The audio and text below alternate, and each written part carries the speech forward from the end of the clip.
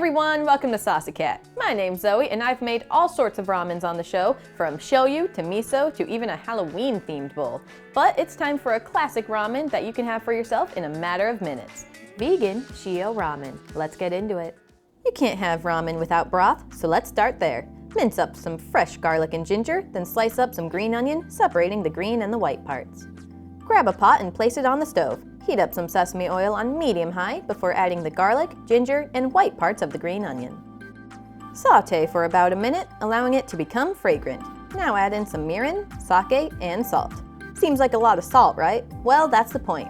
Mix for another minute or so, allowing the alcohol from the sake to burn off a little. Now pour in some vegetable broth and add 1 small piece of kombu. Bring the whole thing to a simmer and keep it there for 15 minutes.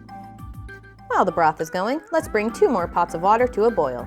Chop up a couple leaves of Napa Cabbage and add the cabbage along with some corn to one of the boiling pots. Boil the veggies for 1 to 2 minutes, then drain and rinse well with cold water. In the other pot goes our noodles. Any ramen noodle is fine, but I'll be using these homemade noodles from a previous episode. They only take 1 minute to cook and are so good. Next, I'll strain the noodles and rinse them really well in cold water. Time to build our ramen bowl. Fill your bowl with a generous portion of noodles, then ladle in the shio broth. On goes our Napa cabbage and corn. Finally, the rest of our green onions and a good sprinkle of sesame seeds. Now all that's left is to slurp this dish.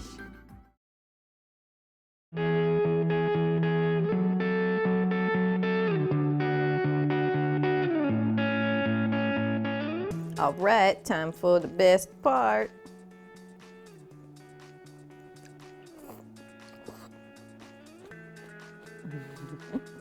Our shio broth is really salty, which is kind of the point, but our veggies do a great job of being the exact opposite, making it just an overall really complimentary dish.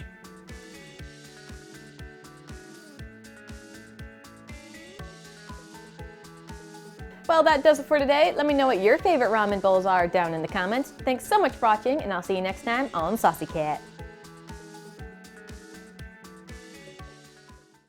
We got a pot, we turned the stove on, and we got some sesame oil. Whoa!